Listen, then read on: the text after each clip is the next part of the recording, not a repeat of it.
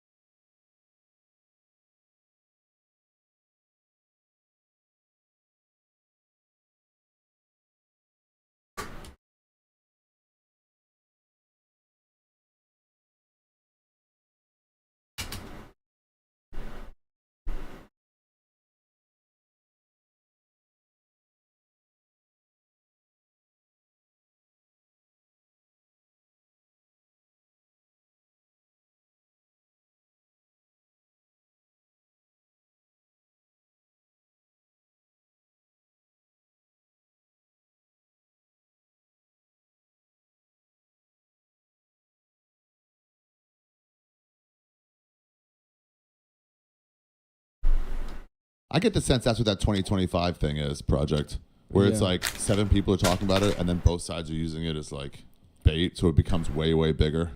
I have no idea what it is. I don't care. Trump's not going to win. I think it's we're just going to be dragged into another never-ending war in the Middle East, and Yeah, we're headed. we're not towards- really out of that yet, are we?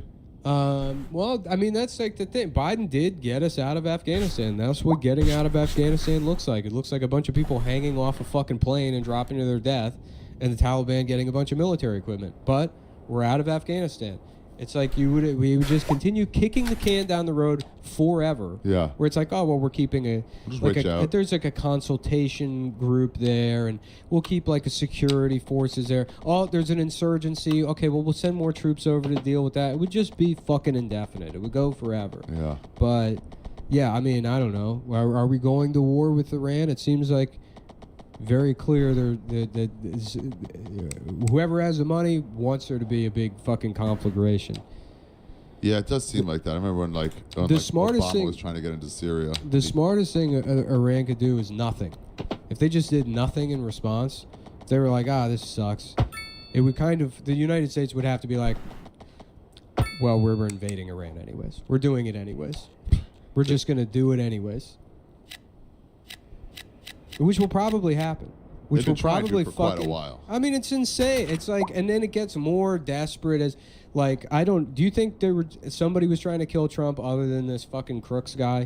I don't know I can't even begin to get into that. But like, as soon as it happens, you get fucking John Bolton and Blinken going to the news being like, well, well, I mean, Iran has been trying to kill him. Iran, not that they're saying that they did it, but it could have been Iran. They're just like using that to try and manufacture consent for this fucking. I have been saying for a while if China or Russia, but I guess Iran would go too. Like any enemy of America really wanted to defeat us, they would make an assassination attempt on Trump and make it look like a Democrat, Yeah. and then just watch us all like deal with each other. What, like a civil war and Yeah, I don't civil think war. I don't think like all of the will for any kind of civil war revolution doesn't exist in America, and it never will.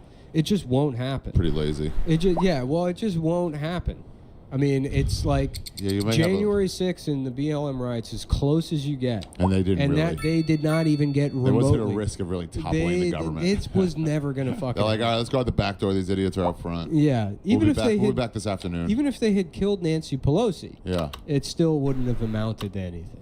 It would have been like, that's nuts. It Yeah. is crazy that the guy who, like, listen, if I'm trying to stab you Yeah. or a president, I'm trying to, and I get, so I need a knife, I need to get close, and I try to lunge at him and somebody stopped me, they'd be like, oh shit, well you got close, but somebody stopped you. Yeah. But if I like missed with a knife, it'd be like kind of weird. Like, Yeah, people he just went feel with bad. sniper Yeah. and got a clear shot. Yeah. And then just didn't hit. Was Well, he just kind of good at sniping? The roof was very hot. I imagine it was probably. So it's uncomfortable. Yeah, I was imagining it was very uncomfortable. Even in my current apartment, I went back to just sleeping on the floor because I got used to it. he just wakes up like the crypt keeper. Just Yeah, like, and then like a year and a half ago, I got a real mattress, Yeah. and like it fucked my back up. Really? Yeah, it was like a 3-month adjust. I bought like a nice mattress. I got like I know mattresses can get really expensive. I spent $6,000 on getting one of those like Sealy black mattresses, Yeah. and then for 6 weeks, like I heard there used to be Sealy Indian mattresses, and just recently have they converted over to Sealy black mattresses. Sealy Indian mattresses. What does that mean? It's a Kamala Harris, Donald Trump joke. I don't. Oh yeah, black Indian. Okay, yeah. I was, I'm thinking, is the mattress stinky? Is the mattress, is it a diarrhea mat? I don't understand what you're saying. Yeah, you're right. They just converted. I mean, that is the most insane angle of attack. It's funny because somebody I know, so I'm friends with mostly liberals, and they were like, "Why would he go on there? He's not going to win them over." And I'm like, "He's not trying to win them over. He's trying to make them make clips for his own fan base. Mm-hmm. That's all they're doing is making clips for him. For the people who are like, I might not go out and vote this year. They're like, I will. This guy rules." What's really going to be disappointing for them is like when Donald Trump loses. Yeah. And then there's not even another January 6th. Like that's not going to happen. Yeah. There's going to be nothing. There's not even going to be like a big push from right-wing media to dispute the results of the election. They're just going to go right into calling Kamala a shitty president. But like, it's going to be the end of this whole like MAGA strain because there's no heirs to the throne. There's no Donald heirs to the Trump throne. Can't even do it anymore. Right. He'll be too old in 4 more years. He's already kind of too old. Yeah, but he can't even do it now. It's like Right. that guy used to fucking take shots. It's kind of like Danny DeVito still being the weirdo, and it's like, nah, you're just fat. No, people are like, oh, he's already. There's a clip. He goes, laughing Kamala. I call her laughing Kamala because she's always laughing. She's crazy. And it's like compare that to like the shit he was saying in 2016. Yeah, it was nuts. You it was know, a good time. It was like early Milo. Yeah, well, It was early Trump. I never liked that guy. I always thought he was a dork. Oh, I know loved you're him. friends with him. I loved him. He was making people so mad. I loved it. Oh, he wasn't though. He was. No. So many people cried over his fucking I don't care attitude. Stuff would happen online, Yeah. and then he would come in and be like, "Look what I'm doing," and it's like, no, this is just happening right now. I remember you telling me he's like, I came up with it. No, he didn't come up with it. No, I didn't say he came up with it. He, I said he found he's himself. fucking 4chan pretending came like up with it, and he found himself behind the president. Let's get it credit moving. for this was He a helped guy. it along. This was a guy trying to take credit. The internet did things on its own, and this motherfucker When comes in. when he was told to shut up on some panel show because like we're talking about women's issues right now, you need to shut up because you're a man. He goes, and he just waited. You know what he is? And then he was like, men are also all filled this place right now. And some lady was like, I don't think it goes. Excuse me, we're talking about men now, so you need to shut up. Yeah, And they were like, he's Brandon Wardell, dude. he's the Brandon same as Wardell. Brandon Wardell. He's a guy that sees internet stuff. And he's like, that's me, and it's like, well, no, it's everybody. It belongs to everybody. It belongs to everybody. You can't take that for I yourself. don't know. I'm enough You to what? know. Yeah. I'm basically just going off the thing because you told me I have that, them I'm out. Like he didn't. agree with that. I'm fine. He No, nothing. found I'm himself- doing he didn't come up- something. 4chan came up with it. But you were saying he told you that he came up with it. No. and I remember. I I was distinctly on remember. Skanks when he did it. You came up to me and you're like, he came up with that. I'm like, No, he did not come up with that. fake news. He's a fucking. But he was like, okay, let's all try to push this. And he goes, No. oh shit, I'm right behind the president right now, the fucking Yeah, Republican yeah, president. yeah, I'll just yeah, do yeah. it and I'll let the internet run with it. Yeah. He helped it. Buddy, you don't know how backtracky I am. You can't pin him out and backtrack. I'm not trying to pin anything on you. Well, good luck, because you won't. Yeah, Sounds I'm like you not were trying to pinning- pin Well, it anything. sounds like you were trying to pin a medal I think on I've me. made my point about Mr. Steely Mimi. Mr. I'm gonna fucking point at memes and say, look what I'm doing. Cut your hair, hippie. I have to. I got to.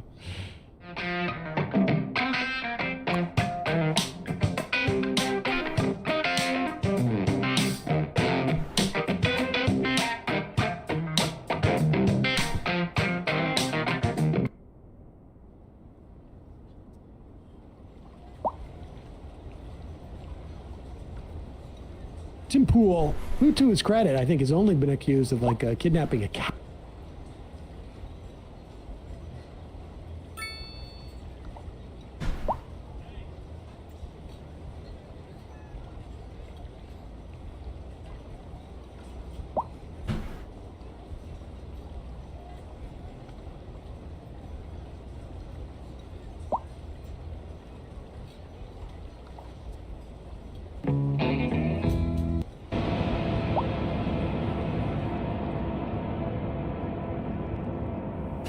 Welcome to the Devil's Chess Club. I'm Aaron Good. Today, Bryce Green and I are going to be looking at a number of momentous recent events. This episode title is On the Brink, and I think that this pretty much captures it. Like every other conscious and independent political thinker, I'm watching everything unfold and hoping that somehow the U.S. empire can accept that the age of U.S. global dominion is over. There's not going to be a new American century, and efforts to keep that neoconservative pipe dream alive are, in all likelihood, only going to make things worse for the West in the long run. And that's if our rulers don't kill us all by bringing on nuclear doomsday. Devil's Chess Club is part of the American Exception podcast. I did not particularly want to be a YouTuber initially, but this began when David Talbot approached me about wanting to do a show together. I think the world of David and was happy to do this. Up to now, Devil's Chess Club was sponsored by the documentary film series Four Died Trying. Recently, Four Died Trying has had to shut down its Patreon site due to legal issues. Presently, we're considering a new Four Died Trying podcast really dedicated to the film series, like more specifically, but we have to see how that's going to come together. I'm not sure of the long-term future of Devil's Chess Club. We don't know if David Talbot can recover enough to rejoin us. We don't know if it will be worthwhile to keep the show running or to simply switch back to audio podcasts for subscribers. We have seen our views climbing steadily, but that said, I have deep misgivings about this platform, to put it mildly. I'm talking about YouTube. They seem to demonetize partially or fully most of our videos. I appeal to them, and sometimes they reverse that at least partially, but that takes time, and typically the video is out for a while before they admit that there was no reason for their arbitrarily established demonetization in the first place. This is all very tedious to try to explain, and the upshot is that we're going to try and post shorter episodes here with the full episodes available to Patreon subscribers. So if you want to see the rest of this episode, and you'll also have access to, in my biased opinion, the best podcast collection of deep political and historical analysis, please subscribe to the American Exception podcast on Patreon. The URL is patreon.com/American Exception. It is also in the show notes. If you can afford it, please subscribe. The more subscribers we have, the more that we can do. Among other things, we're trying to make a documentary film on Peter Dale Scott, his biography, his political, historical scholarship, and his amazing poetry. But we need help to do this. So please subscribe to the American Exception podcast on Patreon.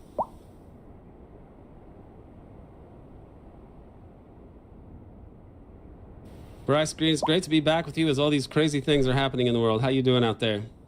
It's good to be back here. I wish there weren't so much historical content being generated right now, but we're living in the craziest time in my lifetime, but I guess everyone says that all the time.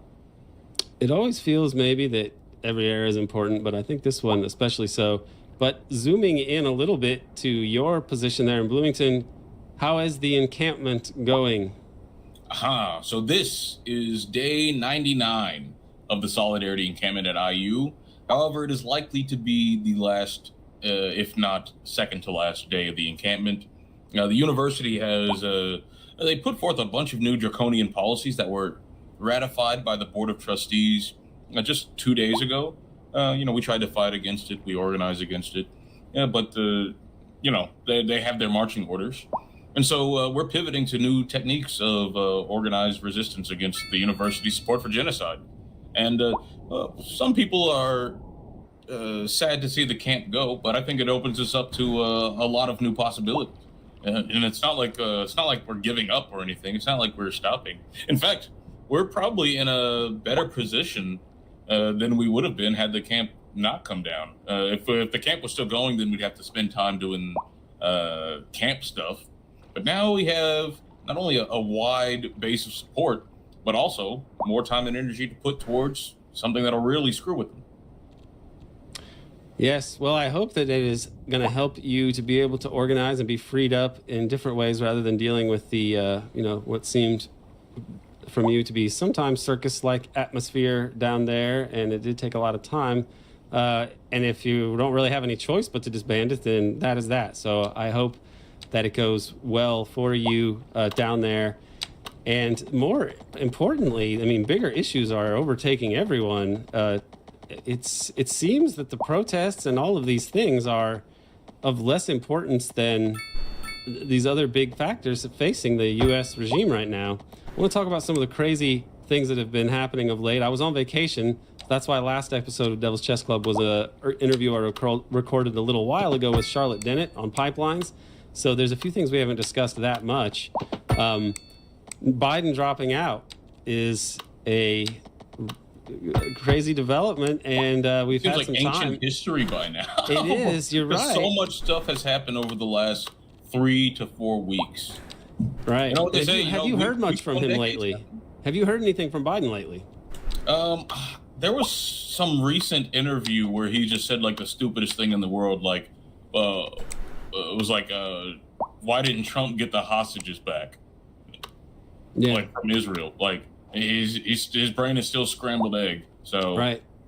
I mean, there was already a sense that what the U.S. was doing in places like with NATO expansion and with keeping these soldiers in Syria and with backing the Gaza genocide, that this was really the deep state on autopilot, and the fact that Joe Biden And is this Taiwan. doddering, senile person, only strengthened that assessment. And now it's like, okay, who really is running? Joe Biden seems to have he's not very visible, and he seemed incompetent anyway. And all of these extremely important things are happening for the fate of the world. And it really is. You get the sense that the deep state is running things.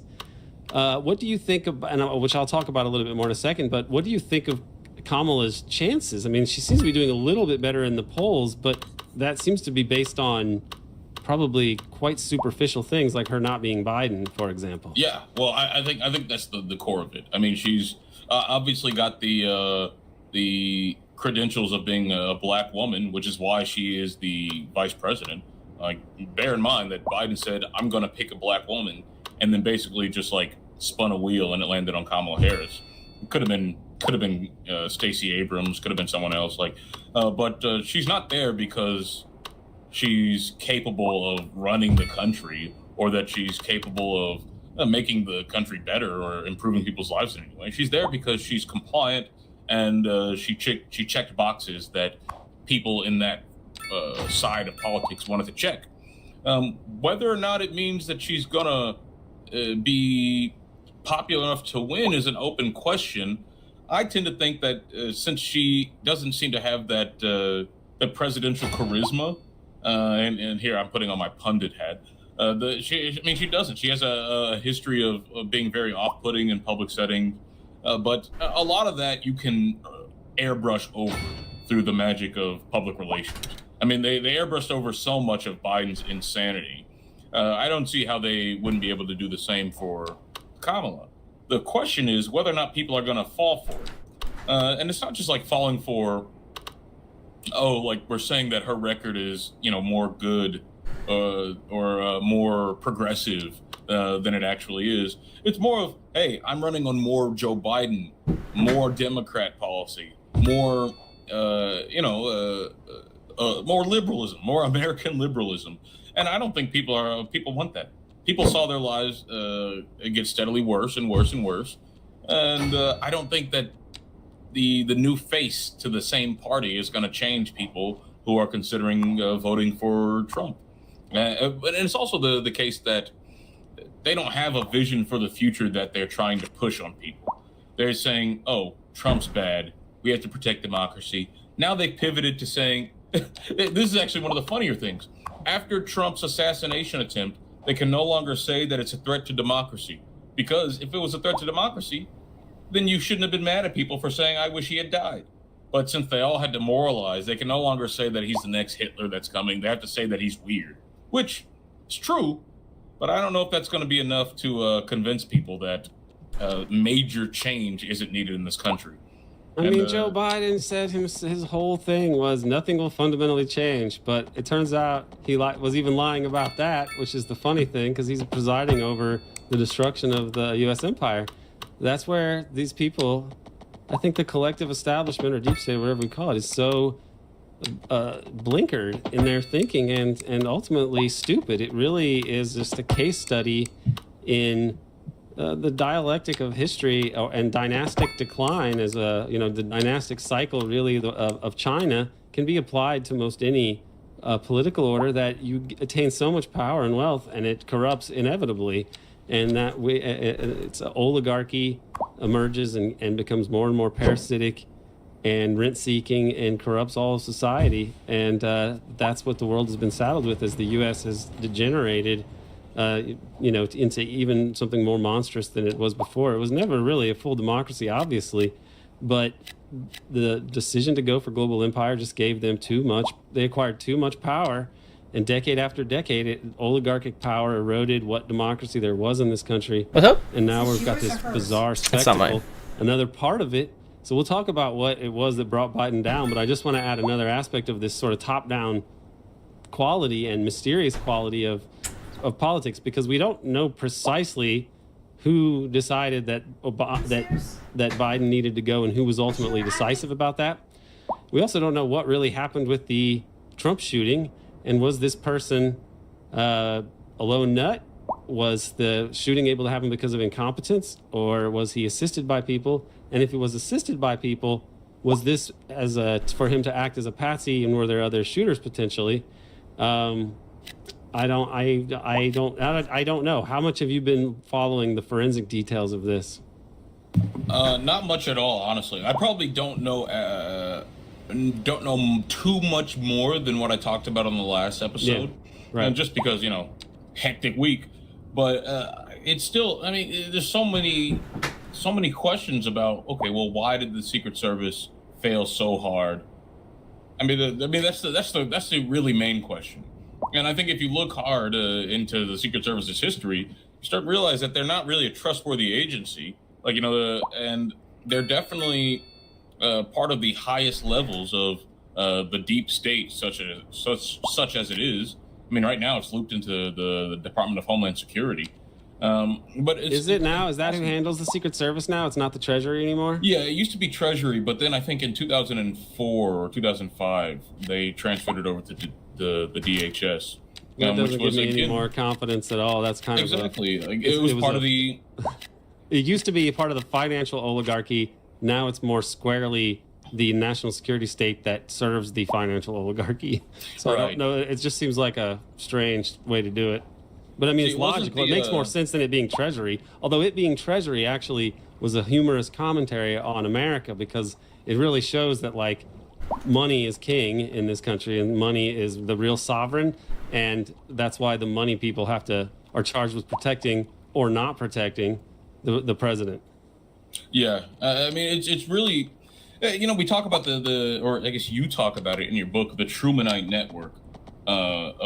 That's Michael Glennon's term for it. Yeah, Glennon and double government. Yeah, but the Trumanite Network, which was the network that was created after the National Security Act in 1947. 47. Yeah. 47. Yeah, and that created the DOD, all these departments. You get the CIA and all, but Joint Chiefs, National Security Council. But then later on, you get an augmentation to that.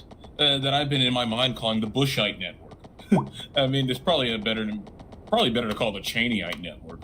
Oh, but it's I think the Bush one is different than the Cheney one, though. The Bush one is more like the octopus kind of old boy CIA. The Cheney one is I'm talking about Bush 2. You mean H.W. Bush or W. Bush? W. Bush. I'm talking about the apparatus that was constructed in the wake of 9/11. Yeah. And like that includes like the Homeland Security, and it includes all the secret COG stuff that we don't know about. Gotcha, yeah, I get what you're saying. Yeah, the post 9/11 thing was like the Patriot Act and everything else is almost like a second and more fascistic National Security Act of 1947. Absolutely. Right. Oh, there's a good paper to be written about that. Honestly, maybe it already exists. But nevertheless, there's the book by Dana Priest and Alan Arkin, maybe the Washington Post writers, on the sprawling national security state. They did this partly with the Washington Post. Maybe they wrote a book on it too. But so there is some work on the crazy levels of bureaucracy and secrecy that were added after 9/11, and it's pretty horrifying. Yeah, and it seems that that if that network is at the core of so much of the Secret Service, well, then that puts that network in question.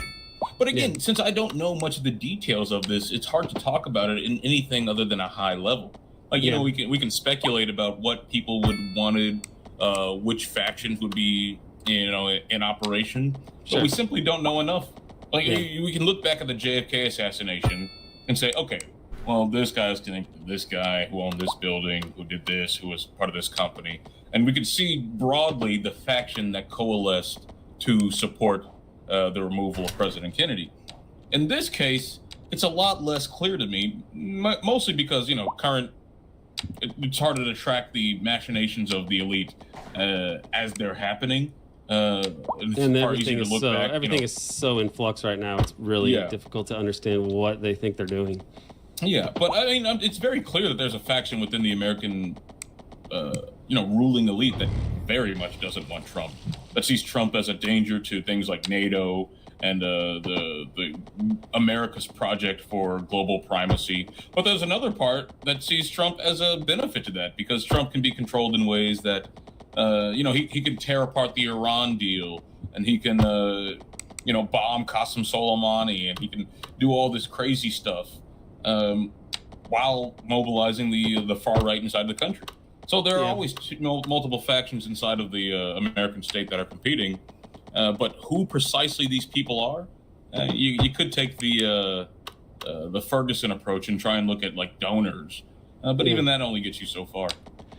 Well, I will talk a little bit about the deep state here for people that haven't spent much time looking at my academic work, and try to explain why the deep state, how we can think of the deep state in terms of the removal of Biden and the attempted assassination of Donald Trump, which may or may not have been an elite, a plot of elites.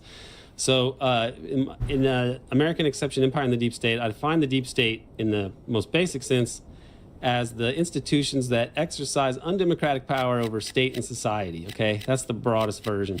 Pluralistic to varying degrees, it's an outgrowth of the overworld of private wealth and includes the institutions that advance oligarchic or overworld interests through nexuses connecting the overworld of private wealth, the underworld of organized crime, and national security organizations that mediate in between them.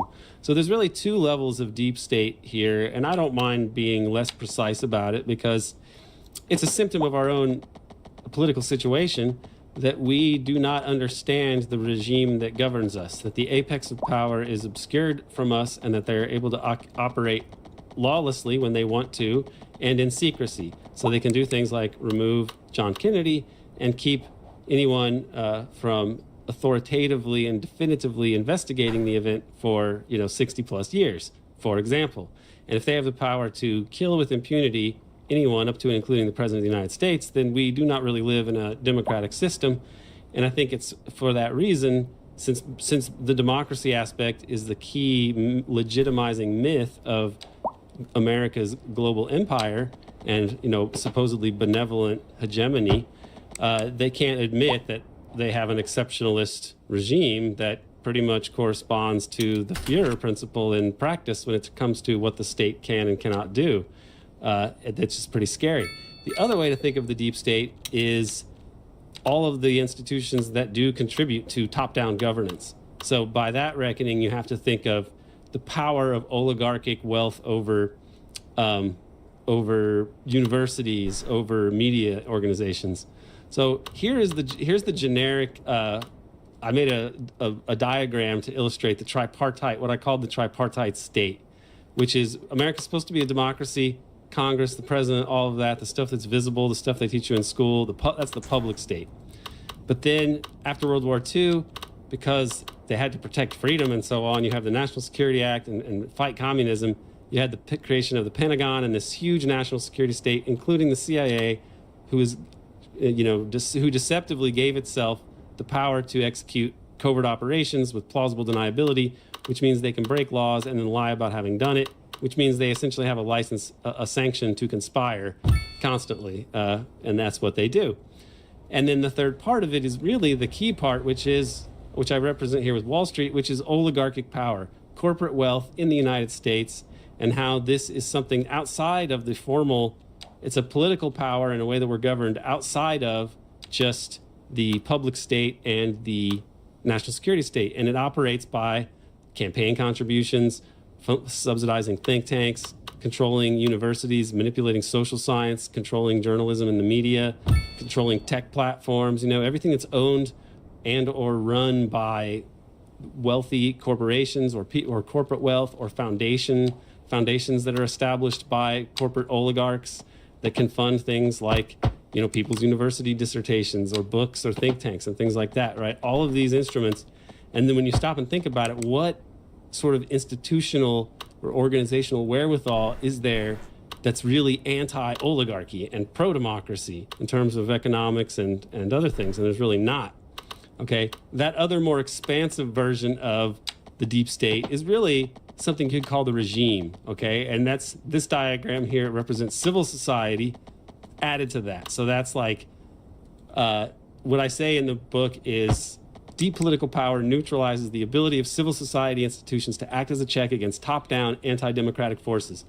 So civil society is co-opted and manipulated by these same oligarchic forces that lobbied to get the CIA created and that benefit when we overthrow some government halfway across the world so that these corporate oligarchs can steal the resources of that country and make a lot of money off of them.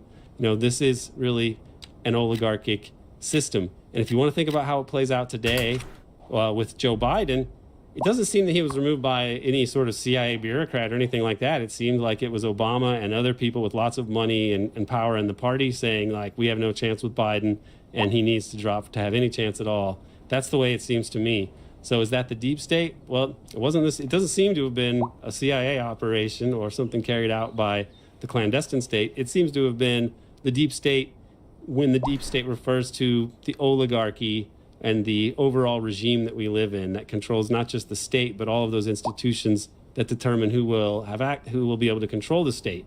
He wasn't notably removed in a democratic way because essentially those oligarchic deep state forces decided that there would be no primary really that would be serious, and that Biden was to be anointed as the candidate, even though he was very unpopular, and this was very predictable. And we predicted, you and I both said that we didn't, I believe that, I know I did, and I'm pretty sure you did too, that Biden wasn't going to be the nominee, and they were going to get rid of him.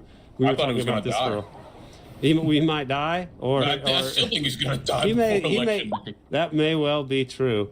So this is really what we're now. You what? When you talk about Obama, the Trump Yeah, case, what however, you mean? the assassination attempt on Trump. I know, yeah. Do you watch it? It was some. Okay, crazy I'll make sure I do it then.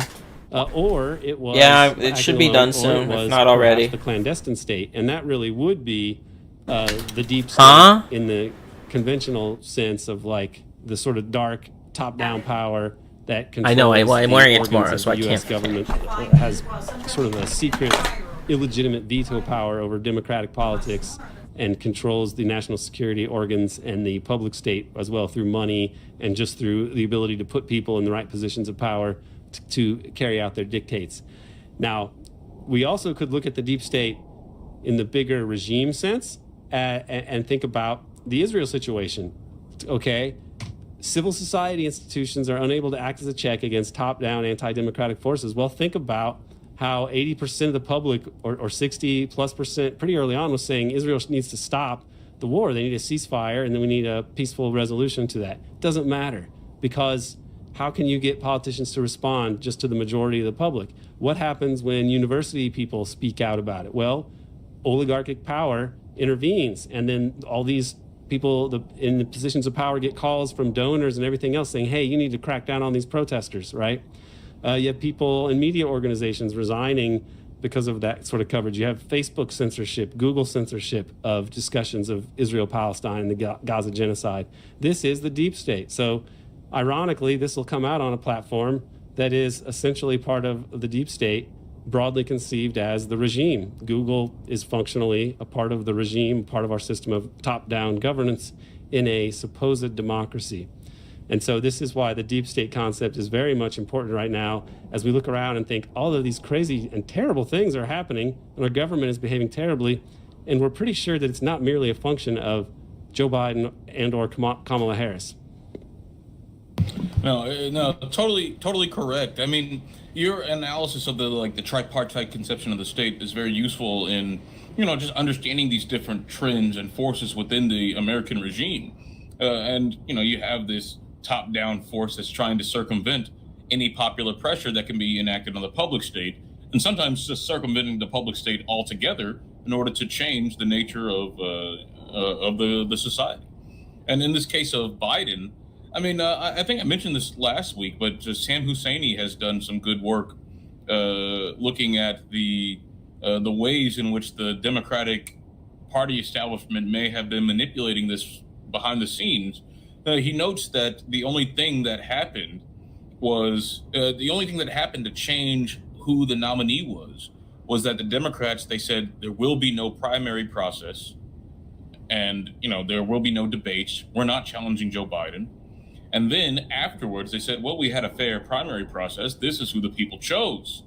And then they said, oh, well, maybe they chose the wrong guy. So, but luckily, the people also chose Kamala Harris, who also no one voted for.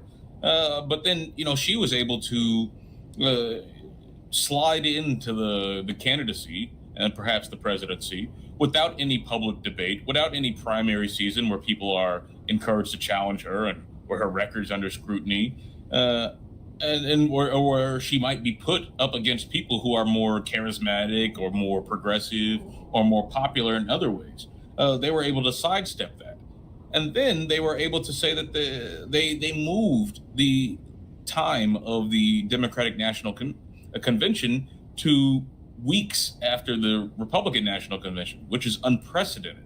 Every year since these conventions started happening, they have been within a week of each other.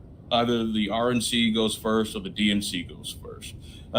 In this case, the DNC was a whole 4 weeks after that, and in between that, for some reason, you had you had presidential debates before the nominees were officially selected, which is again unprecedented, unless you assume that this process of democracy is really a joke that's to be overcome and circumvented and maneuvered around. And so you have this confluence of events that were engineered by the Democratic Party elites to make it so that there was no primary process. And then after this debate, you had these same elites start leaking things to the press about, well, what are we going to do?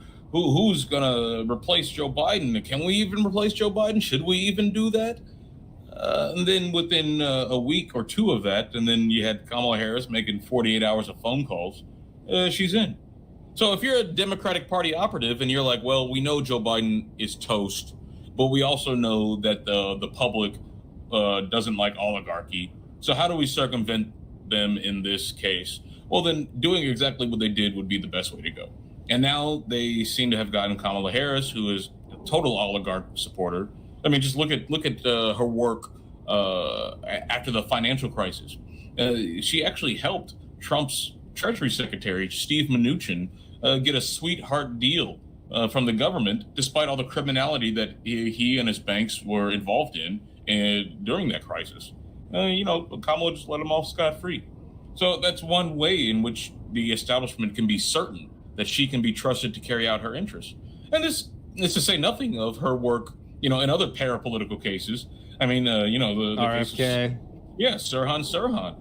Kamala Harris was Attorney General while the Sirhan case was up for review, and she dismissed it, despite all evidence pointing to the fact it was that absurd. The person that they relied upon was this UK just hack. He's like a UK version of Gerald Posner, and he has this absurd theory about trying to explain away the discrepancies in that case. But it's Does he have a magic bullet theory? I actually didn't. Well, you have to have you have to have some very bizarre magic bullet theories to try to put those bullets in, to have all the holes accounted for.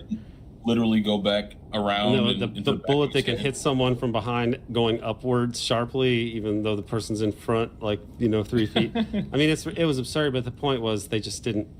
She knew that the powers that be did not want Sirhan paroled, and so she didn't do it. I feel that also her, Or you maybe know, she I don't- didn't know, and like she just didn't care. But in either case, the result is the same. That she's No, good. she's supposed for- to evaluate arguments, like in that there's the evidence is there. That's her. She's charged with that. She doesn't get Yeah, the she is pass for she's any a part of lawyer. that. Right. I mean, that's what she's supposed to be. Now, the other thing that I think is, I don't really care personally about who politicians or other people sleep with. It's kind of their own business, and they need to work out their own marriages, how and how things, whatever, right? But like her beginning into politics, as I heard someone say that she began her political career on her back, referring to her being the mistress of Willie Brown, who was infamous Is that true? for. Yeah, he was. My understanding is that she was given a position by Willie Brown, and she was his mistress, and that this is common knowledge. I In didn't know political that. circles. And if David, if and when David does return, David Talbot, we will ask him about this because he may know more about it. He's not a fan of Kamala for a number of reasons, but I felt like, okay, you just shouldn't necessarily worry about those things. But I think it's not going to help her politically. It just makes her seem like a very crass opportunist, and whether it's fair to say she began it on her back, we don't really know what sexual positions they prefer, so that might be putting too fine a point on it. But I don't think that it's going to help her when people understand her biography more.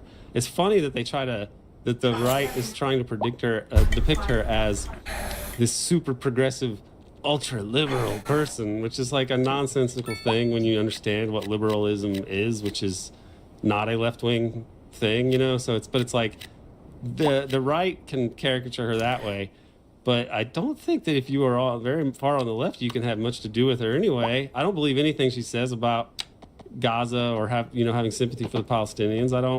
I think she's nothing but a cipher for power. yeah. It's like, so this is, I have no idea. But the bigger thing is, we'll move on to talking about some other more pressing issues. We are at the stage now where it's more symbolic or almost tabloidy to follow U.S. elections because the real Yeah. events that are political are beyond the control of the forces that can stage manage our ridiculous political system. That is that the U.S. empire is unraveling, and I want to talk about a few things But related before to we move that. on, I just want to point out that again, that's probably that's how I view politics. It's tabloidy or American day-to-day horse race politics. It's tabloidy, and a lot of it's fake and doesn't matter. If you're a rational person, you should know who you're voting for. If you don't know their names, then you can look them up within a few minutes and be like, okay, this guy's this guy, that guy's that guy. Okay, there. And I'll get hate for this, but like, if you're in a swing state and it matters, yeah, you should probably vote for Kamala Harris. Like, yeah, that will be better for America, and that's pretty easy case to make. But it doesn't matter that much because both of them in 20 years, both of them are going to put us on the same path towards, destruction, poverty, and obliteration. I'm But not with sure, Kamala, but- I think, Go ahead. with Kamala, I think it's pretty clear that if you pay attention to like wonky government stuff, FTC appointments or the labor board appointments, or who's going to be in the office of management and budget, those are appointments that matter. And if you have Kamala in office, if you have a Democrat in office, well, then you're very obviously going to get a lot better people in those positions. And that has, not a small effect on people's lives. I mean, but I'm not stumping for the Democrats because the fact that they're able to give these peanuts doesn't detract from the fact that they're genocidal freaks and they are aiming to blow up the world. It seems very clear to me that Trump is worse than Kamala, but that's a moot point because what people need to be focusing on is the real politics, which is, okay, well, I'm an average person. How can I impact politics? I can vote once every 2 years, or I could do something else. I can organize. I can be a part of an organization that's doing something. I can put my money and my institutional weight and my energy behind an organization that might be able to help. Oh, jeez. I think that I can't even deign to tell anyone how to vote or who to vote, depending on where they live or not, because I'm not sure that I think that you can make an argument for Kamala if you live in a swing state. You can make an argument So- for Stein, any. Oh, you got your any picture. place, if you wanted to, you can make an Nice. argument. I mean, you could. It's you not the could black make an one, they argument changed for to Trump white. that because he's so crass, he's going to bring it into the American empire quicker because we will lose Oh, legitimacy okay. around the world, and it will hasten okay. the evaporation of the unipolar empire, and thereby be of greater benefit to a greater amount of people in the world. But I'm not even really wanting to make that argument either. I feel that all these things are going to be overtaken by events, and when you're saying that, here's where I do disagree with you a little bit, in that in 20 years, I don't think that it will be the case that these leaders are plotting how to rule the world in the same way, because I think that that's what we're seeing the end of, and the establishment hasn't really woken up to that fact because they just can't envision a post-imperial world. There's no faction of the oligarchy that is like saying, let's follow international law and let's try to solve social problems in the United States, and that will be the way to benefit our nation and the world.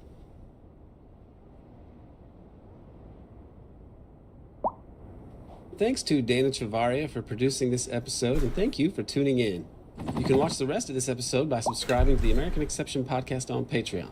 There you will find the best coverage and analysis of the deep politics of the U.S. empire. The URL is patreon.com/American Exception. It's also in the show notes. If you can afford it, please subscribe. Like many of you out there, I'm a bit overwhelmed by what is happening in the world today. I just got back from a vacation at the beach. If we can call those Jersey Shore, sandy coastline things beaches.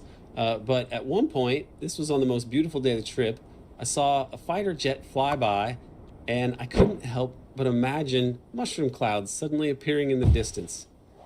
This banal terror is hanging over humanity right now. All of humanity. Somehow, humanity must find a way to see to it that the U.S. empire is checkmated on the devil's chessboard in a way that doesn't spark nuclear doomsday.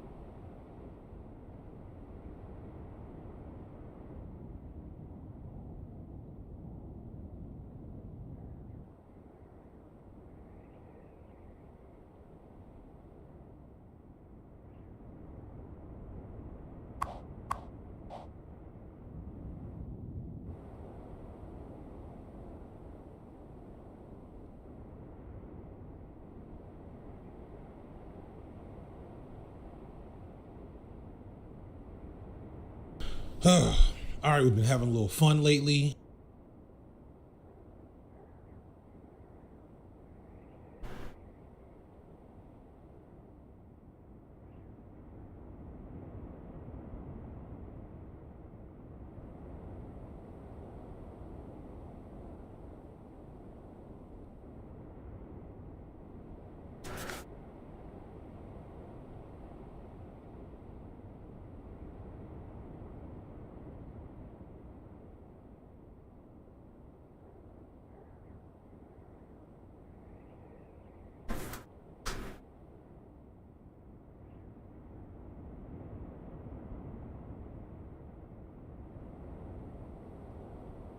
Let's play this Crowder thing, because I started by saying we're going to have a fun happen, then went into about how Israel is like Stephen turning into a fascist state. acknowledged our existence. Okay, yeah, now this is weird. Now, Steven Crowder's been having some trouble lately. I don't know if people are aware of this. He got into a fight with, what is it called? The Right Stuff. What is the name of it? The Daily Wire. Right Stuff is the dating. Right, and the Daily Wire about not getting paid $100 million for services or something. 15 mil. What, at 50, 25? I'm sorry. I'm one of those people that's like, if it's over, if you start saying millions, like, it's all the same to me. Yeah, yeah. Well, you got to back up to the origin of all of this. Well, which was your confrontation with him. Simultaneously, Steven Crowder's wife left him because he, at least from the video she released, it appears to be sort of an abusive, like mentally, emotionally abusive guy. Controlling guy. Now, to be fair, although maybe this is being too fair, he was under a lot of stress at that time that he was emotionally abusive. We only saw a video from the fall of like 2 years ago, right? 2021. And he was under a lot of stress at that time. Now, it sounds like from his wife's ex-wife's account that he was abusive throughout the marriage in this way. This just happened to be when she was expecting twins.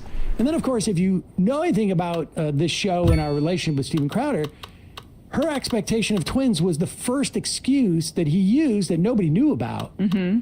When he backed out of a debate with Ethan Klein because he thought, and this was a crazy thing to think at the time, that somehow Ethan Klein was going to bring us on and he would have to debate me on the topic of his choice. I remember hearing, he even said that to us, and I'm like, that's crazy. There's no way. I can't imagine, A, that he's that paranoid, or B, that he would be that scared. Like, what? It's not like, I'm not magic. They just had a very perfectly polite debate with, the Sean the crime guy and, Stitch and Fine, or Lilo and Stitch. Adam and Stitch. Yeah. And, perfectly fine debates. They had some points, I had some points, and, it was all fine. I don't know what Crowder's so worried. Everyone's still breathing. We debated Charlie Kirk. And I even had a debate, I guess, with Tim Pool one time. He seems to have pulled it down. I don't think he liked how that came out. But nevertheless.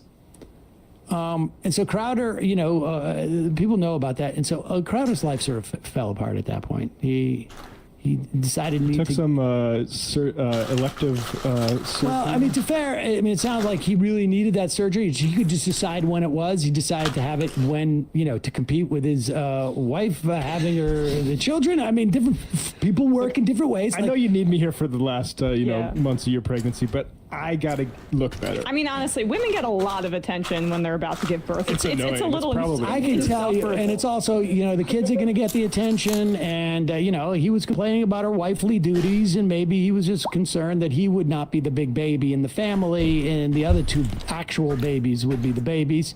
But nevertheless, so here he is. He's a divorced guy. His business sort of propositions fell apart a little bit. He walked away from $25 million. He needs the cash.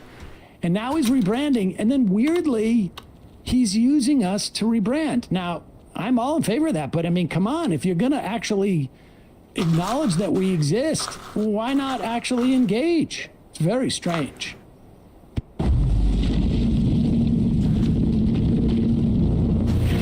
There's this this right-wing blowhard named Steven Crowder. Steven Crowder, despicable guy. Steven Crowder, who shall be referred to as Steven Crowder. Not only is he extremely misogynistic and sexist, he's also homophobic. He's a disgusting garbage human being. Has been his brand from the very beginning. Just go look at the titles of that guy's videos. Like, he's like the king of like saying horrible, offensive.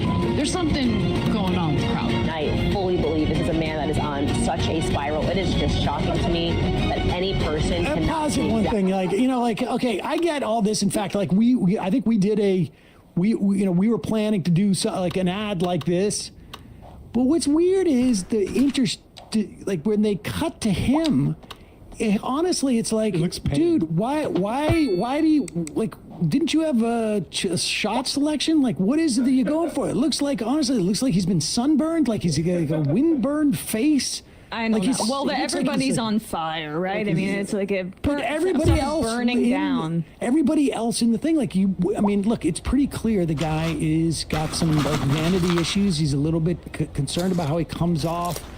You know, wears a gun and you know, he's wearing his t-shirts, obviously, and it doesn't seem like in any way like they're trying to make him to be this sort of brave like guy, and it's weird the images that they use of him. It's weird to include that he's on a spiral. As if what's like the good I'm not on a spiral. Actually, it might look like I'm on a spiral, but actually this is all going according to my plan. Yeah, It's I mean, weird. he doesn't show your face either, but I mean, who knows? That could not have been intentional. It just shows the logo of the show. I don't know. I think that's great, actually. I think that is. I mean, I have no. It was from our 2023 clips too, if you look on the side. So it's recent pull. So fairly recent. But I just gotta say, like, is he gonna address? Because he tried to pivot after the Daily Wire thing, which he's playing the Candace Owens thing. Big part. con. Whatever Big happened to con. that? Yeah, that kind of dissipated. And then subsequently, there were multiple articles, one in Mediaite and then one in the New York Post about workplace misconduct. Oh, I forgot about that. Yeah. Yeah, where most recently there was an article that came out about him, which showed that he had been, according to multiple staffers who spoke to Mediaite, sending photos of his genitalia to staffers who, you know, happened to be male. I think that's, you know, interesting to note given his homophobia and his propensity to dress up. Let me just say, like, in defense of that, it was a workplace strategy that at different times that we had talked about. Our committee, like our HR committee, was like, "Is this something we should be doing?" Implementing the dick pic strategy. It just so happened we decided not to. Yeah, we didn't go as far as he did with which the actual alleged putting of the genitalia on your employees, like both physically and through photos over text, but yeah, I mean, maybe he'll address that. Maybe this is what he's like ramping up for. I don't know. Big tech is in bed with big con. All right, good. I thought that was part of the video. Horrible, offensive. There's something going on with Crowder. I fully believe this is a man that is on such a spiral. It is just shocking to me that any person cannot see exactly what he is right now.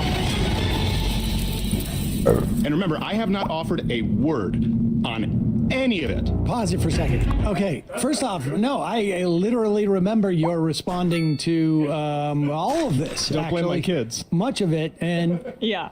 Where's Matt Walsh? Why did they just use Candace Owens in attacking her? I wonder why. Did he use the boring video either? It's weird. It's weird. It's sort of weird.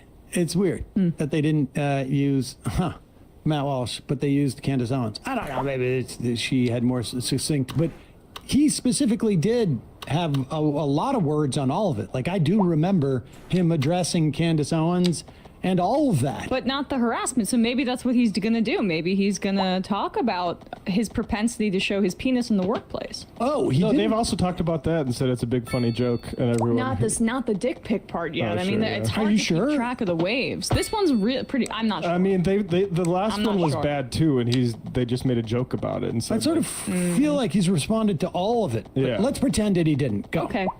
Any person cannot see exactly what he is right now. And remember, I have not offered a word on any of it. Taking some notes. You want something to change? It starts with love. It starts with love for the truth. Oh, a love for the truth. Okay. But love without truth is meaningless. A love based on a lie is just that. Pause it for a second. I mean, that is, this is what is known in the business as a double entendre. I'm going to talk about the like what I'm talking about my journalistic show, but really this is a way for me to send a message to my ex-wife that she was really, a liar. She pretended to me that she would be wifely, and of course she was not wifely. That, it's just my speculation is what's going on there. Similarly situated. I have a show. I'm also divorced. To be fair, my wife did not release any video of me saying that she wasn't wifely. In fact, I don't think I ever used that word. I don't even know that I knew that people were still using that word. And please, pregnant wife, very, very pregnant with 2 children, walk the dogs and then feed them their medication that you fear might be toxic. Watch do it it. now. Do it now. Yeah. I didn't control her didn't do that? with one car. No, Okay. To be fair, I did not do any of that stuff. But nevertheless, Starts with love for the truth.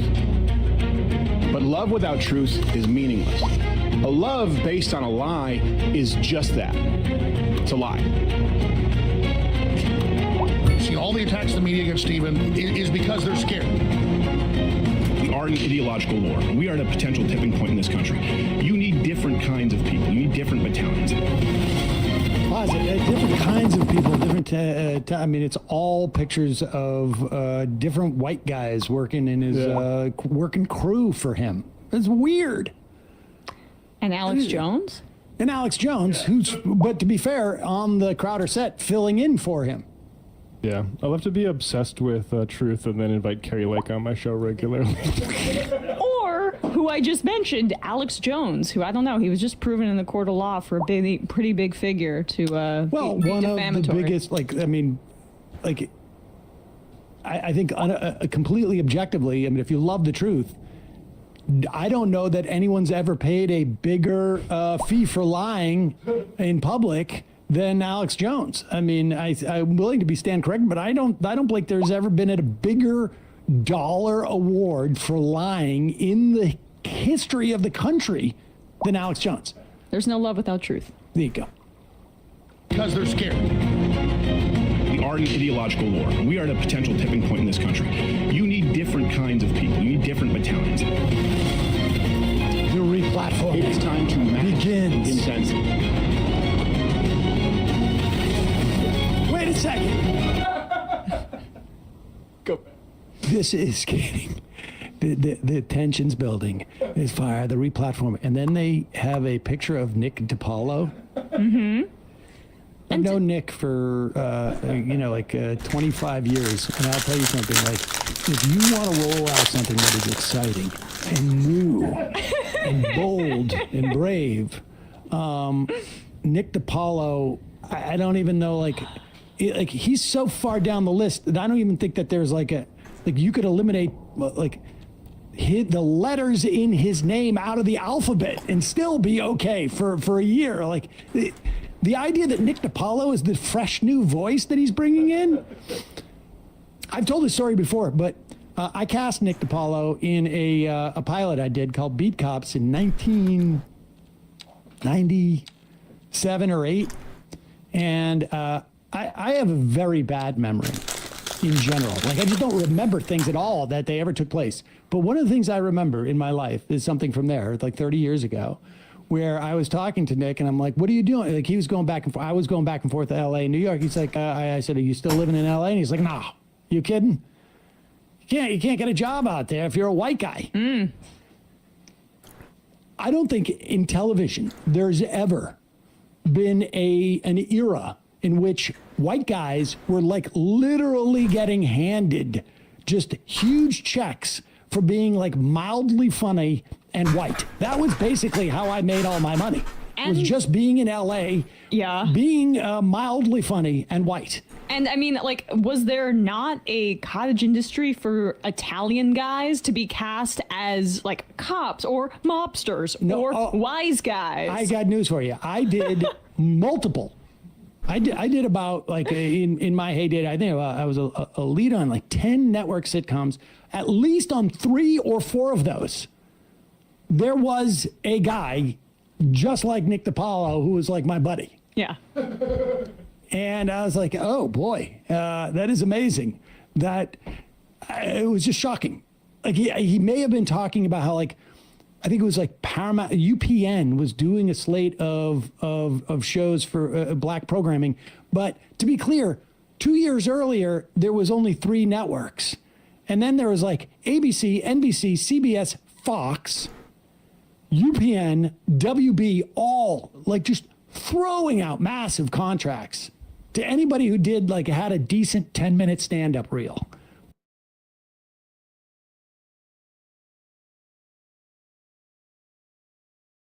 Another day and another step closer to the start of the Pittsburgh Steelers season and their first preseason football game. However, with that being said, we do have more news, notes, highlights, observations from yet again another practice for the Steelers in their training camp period. We got to see a little bit more of Russell Wilson having his first attempt in 11 on 11s today, but also Justin Fields starting to again break out and look like he is the #1 quarterback for this football team, at least heading into preseason. We're going to break down some of his biggest throws, including a 70-yard touchdown, and so much more, so make sure you guys stay tuned. However, before we dive into all the news, the notes, the highlights, the observations from today's practice, I need you guys to do me a favor and go follow the Steelers media members on X right now, because I guarantee you, you will not regret it. Guys, I promise. It looks like, or it feels like, I should say,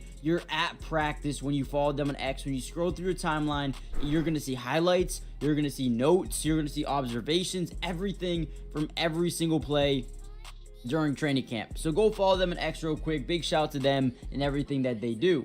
With that being said, let's kind of dive into the video and talk about today's practice. Now, first things to notice is no Pat Queen. There's no Jeremiah Moon. Rodney Williams, Roman Wilson, all out today. Grayland Arnold was back at practice, and Russell Wilson was in full pads for today. Now, let's start off with these 7 shots. Usually, the Pittsburgh Steelers are one of the teams who love to start practice off with 7 red zone opportunities from very close to the end zone, just to see how many opportunities the offense will win and how many the defense will win. Now, the first play during 7 shots was actually a Justin Fields sack. The second one was the Najee Harris almost getting a touchdown, got stopped in the backfield, but then, forced himself forward. I believe he got down to like the 1-yard line. Defense went up 2-0 until Justin Fields found Van Jefferson in the corner of the end zone with Beanie Bishop in defense, or in coverage. We also had a handoff to Jaylen Warren, which was blown up in the backfield by guess who? No other than Montravius Adams, who has been one of the more dominant interior defenders on this football team throughout the entirety of training camp so far. We had a Pirine touchdown, we had a Jonathan Ward stopped, and then we had Kyle Allen incomplete intended for Jenkins. So overall, the defense comes up winning it 5-2. Najee Harris's could have went either way, but they do call it a stop for the defense. Nick Herbig is a guy who is continuing to look really good with the offensive line, as well as his brother, Nate Herbig, as well. Those 2 Herbig brother guys have been really earning themselves some more opportunity and some more snaps going forward. So definitely keep your eye out on the Herbig brothers going forward. Darnell Washington got a lot of opportunity today in one-on-ones. Now, usually they take a linebacker, they take a tight end, and put him in a one-on-one drill, right? And Mike Tomlin was a guy who was doing it a ton today, being like, hey, Darnell, you go up against Alex Highsmith and see what can happen. And Darnell Washington is an absolute beast, okay? So he's been dominating in almost every single one-on-one that he does. I mean, he's a massive human being, so it's to be expected at times, right? And then you see Darnell Washington.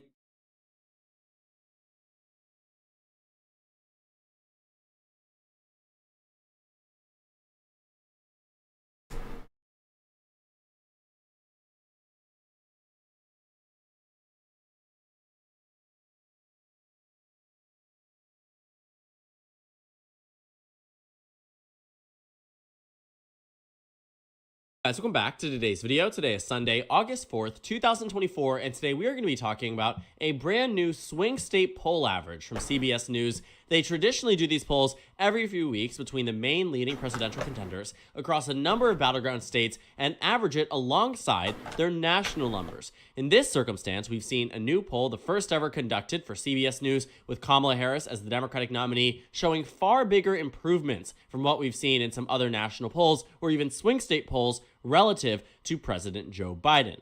Now, you might remember back just a few weeks ago, right in the aftermath of the debate. July 18th was the time that this article dropped, and we covered it around that week, in which the national lead for for Trump had grown over Biden since the aftermath of the debate. They did one immediately afterwards, and they found that 2 weeks later, Trump in fact started to do better. And it was around this time that we started to see increased calls on President Biden to drop out of the presidential race. For a long period of time, it was very much, is Biden going to drop out? And then it very much seemed like he was not going to drop out. And then more data points started coming in that was saying, wait, not only was Biden's situation dire early on in July, but it actually has gotten even worse. And so in the last poll they ever conducted on the national level showed Donald Trump with a 5-point advantage amongst likely voters, and amongst battleground voters, we see that lead became 3 points in these battleground states. And remember, this was a strong number for President Trump because nationally Biden should be doing better. In the battlegrounds, though, it kind of made sense. Donald Trump and Joe Biden had only really been investing in these battleground states. Biden was far out investing Donald Trump in these battleground states. And so it made sense that maybe we were seeing less of a push away from Biden across the battleground states rather than across the nation. But this time, we're actually seeing something a little bit different. But overall, very good numbers for Vice President Harris. And so the major headline here was, in fact, that Kamala Harris leads Donald Trump. We talked about it yesterday. The 538 average now has her up 2 points nationwide. Nate Silver has also been tracking the presidential election and the 2024 polls, showing Kamala Harris now for a lead for the first time in a while. We had seen here that leading up to this announcement that Biden was dropping out, Kamala Harris had been underperforming Biden in some cases, just losing to Donald Trump overall, and now for the first time, she leads him nationwide. And you can see that in the head-to-head polls, Kamala Harris has a 50-48 advantage. And so it's overall pretty strong for Vice President Harris, but these battleground states I think I'm most uniquely interested in because of the fact that in just around 2 weeks, they went from having Donald Trump ahead and in the majority to dead even with Vice President Harris, suggesting that as we get closer to Election Day, more and more momentum will move in favor of Vice President Harris. The numbers for Donald Trump and Joe Biden were getting worse for Democrats. The momentum was moving in the rightward direction, and Donald Trump had just, come into this in the immediate aftermath of this poll. We saw that he got to announce as vice president. We saw that he held the entire Republican National Convention, and also he survived an assassination attempt. So it was around this time that the entire race seemed to have changed, largely in the benefit of Donald Trump, whereas now the exact opposite seems to be happening. It seems as if Kamala Harris is starting to take down Donald Trump's advantage that he previously had, and maintaining this level of momentum between now into the convention and potentially into November. Now, it isn't just these head-to-head numbers that are the most important things that can explain the momentum. CBS News actually shows us some interesting crosstabs and differences between where we were when it was just Biden versus Trump versus Harris versus Trump. The most important headline here, of those who say they will definitely vote, the party breakdown isn't as interesting, but minority breakdown is more interesting. Still, though, Democrats, just 81% of them said they will definitely vote this November. Now, that's 85%. Republicans, on the other hand, 90% back on July 18th. Now it's gone down to 88%. A delta of 3 points, still in the advantage of the Republicans, but obviously on the national level, that still translates to a Harris advantage, Harris victory, compared to a 9-point difference. That was a massive, massive enthusiasm gap that Democrats have now completely fixed. Specifically, though, amongst minority voters, and specific amongst the Democratic base, the most reliable minority base for the Democratic Party, you are talking about black voters. And just 58% of black registered voters back on July 18th said they will definitely vote in this election. Now, it has skyrocketed to 74%. This is a massive uptick, a massive, massive, massive uptick across the entire nation. And specifically amongst black registered voters, this makes a tremendous impact on the enthusiasm, on the expectation and turnout. Overall, very, very strong numbers for Vice President Harris. And when you take a look at the individual lines of questioning that also, again, help explain that maybe this momentum isn't just short-lived. It is only going to get better for Kamala Harris as she has more opportunities to explain herself on the national stage, as potentially more debates pop up, as opportunities, more rallies are being held. There are so many different things here that show that Kamala Harris, as it stands today, as it stands where we are has what it takes to move forward into November and actually do quite well. Because specifically amongst women voters, they ask, would their policies, referring to the candidates, help women? This is amongst women that are voting potentially on this issue or not, but still very important for consideration. 70% of women say that Kamala Harris's policies would help women nationwide. Just 43% of women say Trump's policies would help them. 57% say they wouldn't for Trump. Just 30% of women say yes. So she very clearly has a lead amongst women voters. You can see the gender gap is completely flipped. Men prefer Trump by 9. Women prefer Harris by 9. The good news for Democrats, too, is that women are the likeliest gender to vote. Women are also happen to be the ones that are more populous by a very narrow amount amongst swing state registered voters. And so Democrats, although we are largely seeing a 50-50 split overall, I mean, that's the way things work. Overall, right now, Kamala Harris comes into the advantage point at this, the 70-30 split versus 57 or 43-57. If we're using it in that same way, Kamala Harris easily demolishes Donald Trump amongst this metric. Another thing that I thought was quite interesting is that the big thing that Donald Trump, that he was doing quite well on whether or not, candidates were strong. And also, I will say, Donald Trump led Kamala Harris by 3 points in the last CBS News poll that was taken on July 18th. Again, 2 weeks later, Kamala Harris now leads Donald Trump a 4-point swing nationwide. You also have to see the same levels of questioning. I guess they don't have it explicitly shown here. But they do ask around the President Joe Biden's mental acuity. Does he have what it takes to serve as president? And over 65% of the nation, almost routinely in polls, their answer was no. For Kamala Harris, the same number says yes. Donald Trump, however, 49% say he does not have the mental and cognitive health to serve as president. 51% say yes. So now that we've talked about the age issue on the Joe Biden side, the Democrats no longer have it as a concern. None of their VP contenders are older than 70. None of their VP contenders are perceived as old men. On top of that, Kamala Harris at the top of the ticket is the driving factor, and she is almost 60, nearly 20 years younger than Donald Trump himself. Joe Biden, however, was 3 years older. So Democrats were looking at this race and saying, we cannot win on the age issue. We can't win on the cognitive issue, because both sides of the aisle seem to believe that their opposing party candidate does not have the mental fitness to serve as president. They no longer see that as an issue because even Republicans admit that Kamala Harris has the mental and cognitive health to serve as president of the United States. Otherwise, we would never reach that 64% number.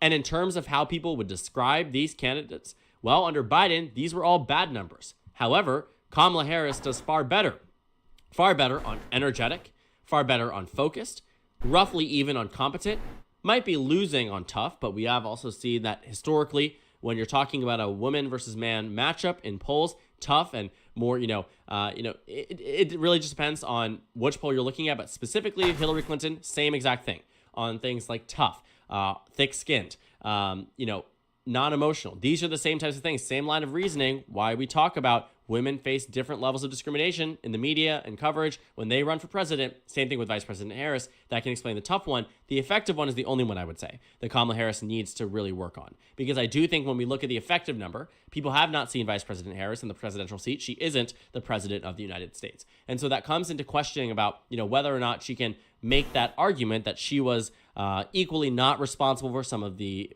bad parts of the Biden-Harris administration, but also fully responsible for the good parts of the Biden-Harris administration. It's definitely going to be a messaging thing that the Democratic Party and Kamala Harris's campaign is going to have to do correctly. But I do think that where we are right now, these numbers, even if they are showing Donald Trump has, more of a description in terms of the word effective being associated with him, it doesn't translate necessarily to a victory because right now he's losing. And so there are so many other things that we can look at. They look at black voters, they look at minority voters at large, they look at VP, they look at everything else. They take a look at, third-party candidates, including